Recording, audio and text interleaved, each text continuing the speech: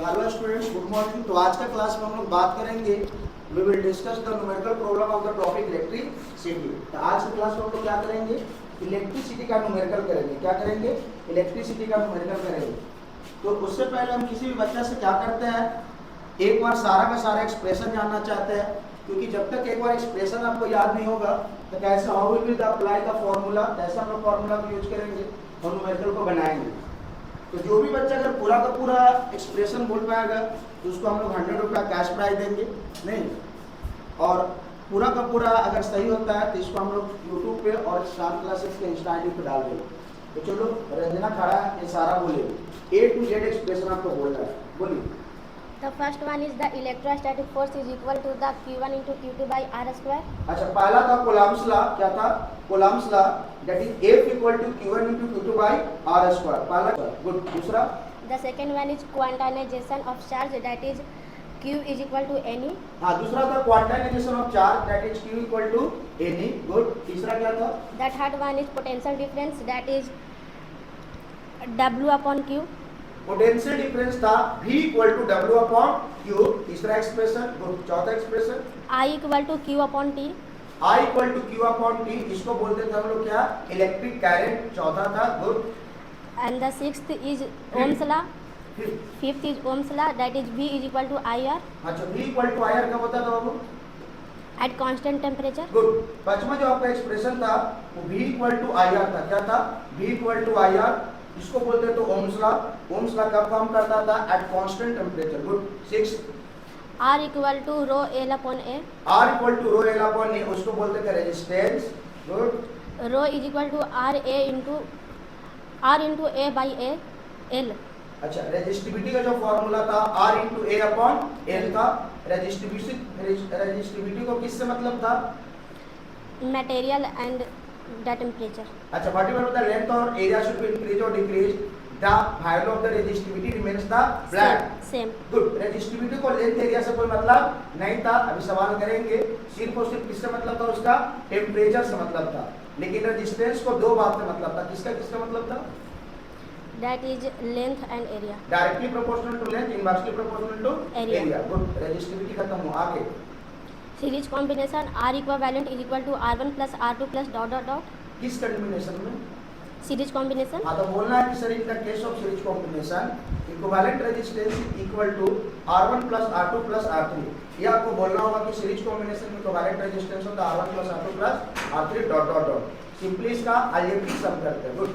आगे If the resistors are same in series combination, then the equation will be R equivalent is equal to NR. अगर resistance same होता हो, क्या होता हो?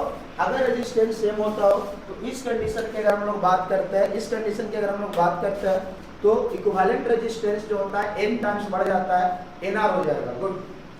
In the case of parallel combination, the equation is the reciprocals of R equivalent is equal to I by R1 plus I by R2 dot dot dot. I bar I1 ना होता है, 1 by R1 हुआ। क्या होगा? Parallel combination में चलो, Sorry sir. कोई बात नहीं, पैरेलल कॉम्बिनेशन में इक्विवेलेंट रेजिस्टेंस होता है 1 by R equivalent equal to 1 by R1 plus 1 by R2 plus 1 by R3 dot dot dot. Good.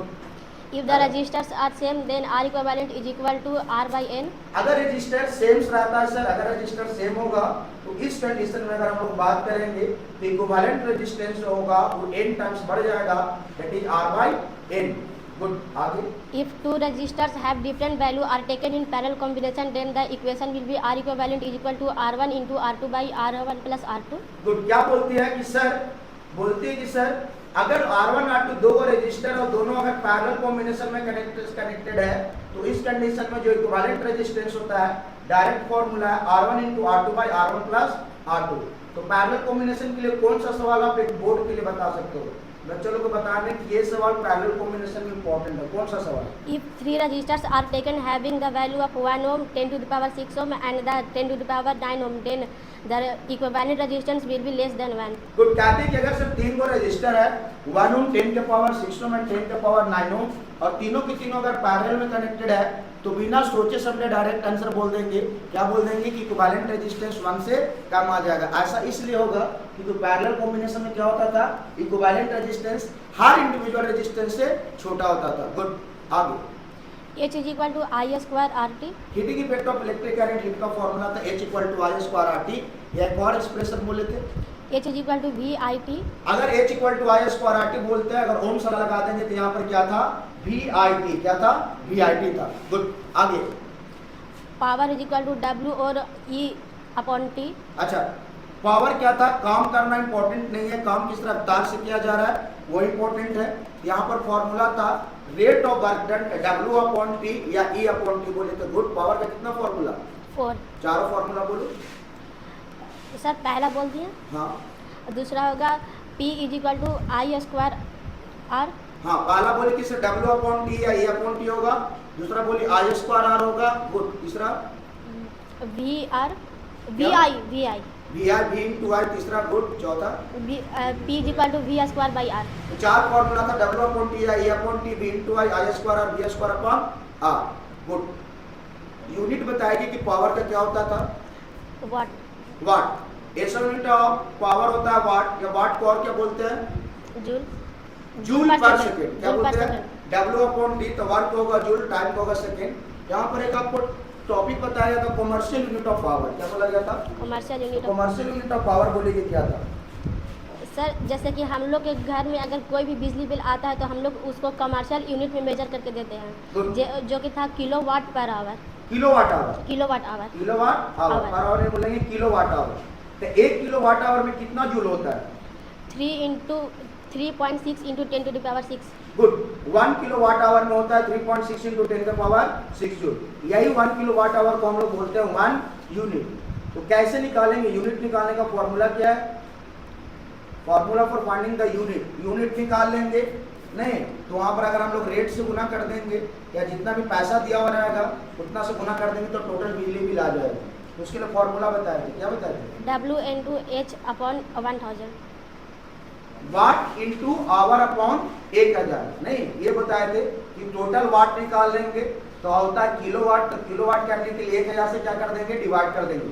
तो वाट इंटू आवर बाई 1000 कर देंगे, तो वाट बाई 1000 करेंगे तो किलोवाट हो जाएगा, और आवर से मल्टीप्लाई कर देंगे तो आवर हो जाएगा। तो किलोवाट आवर हो जाएगा, इसी को बोलते हैं हम लोग यूनिट। तो जब भी अगर न्यूमेरिकल निकालना होगा, बिजली बिल निकालना होगा तो फॉर्मूला क्या लगाते हैं, वाट इंटू आवर बटा 1000। क्लियर है। बेसिक यूनिट ऑफ चार्ज किसको बोलते हैं sir, basic unit of charge किसको बोलते हैं,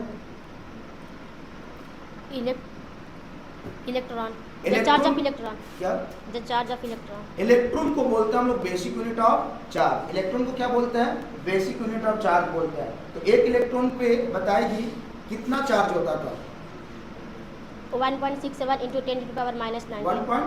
67 into 10 to the power minus 19. 1.6 into 10 का पावर माइनस 19 कोलम। एक कोलम में कितना इलेक्ट्रॉन होगा sir, 6.25 into 10 to the power 18. 6.25 into 10 का पावर 18। ओम्स लॉ का ग्राफ कैसे जाएगा, Straight कहाँ से स्ट्रेट, हमारा straight from origin. Straight line from origin. क्या बोलेंगे, straight line from origin. Good. कोई भी कांस्टेंट का ग्राफ, ओम्स लॉ का नहीं, कोई भी कांस्टेंट का अगर ग्राफ होता तो कैसे रहता है, स्ट्रेट लाइन फ्रॉम ऑरिजिन। तो ओम्स लॉ के ग्राफ से क्या निकालेंगे, ओम्स लॉ के ग्राफ से हम लोग रेसिस्टेंस निकाल सकते हैं। ओम्स लॉ के ग्राफ से रेजिस्टेंस निकालेंगे। कैसे निकालेंगे सर, रहना लाइन लड़की यहाँ पर इस बेंच पे बोलो, हाँ इस पे बोलो, रेजिस्टेंस कैसे निकालेंगे ओम्स लॉ के ग्राफ से, कैसे कंपैरिजन करते थे सर हम लोग मतलब एंगल आई से मेजर करते थे। सर, हम लोग थीटा लेते थे एक इधर से अलोंग इलेक्ट्रिक करंट एक्सिस। अगर इलेक्ट्रिक करंट के एक्सिस के अलोंग अगर थीटा ज्यादा होगा then the value of the resistance will be greater, छोटा होगा तो छोटा होगा। बात समझ में आ गया। तो चलिए इतना एक्सप्रेशन था आपका। नहीं, अब हम लोग करते हैं क्या, न्यूमेरिकल प्रॉब्लम। ठीक है, मिलना चाहिए इसको पैसा, कितना मिलना चाहिए, खुद बोलो रंजना है, रंजना खुद बोले कि नहीं सर हमको थोड़ा सा एजुकेशन हो गया था तो हमको नहीं मिलना चाहिए। तो best of luck for the next time, मिलते हैं नेक्स्ट बार में तो तुम्हारा प्राइज मिलेगा। चलिए।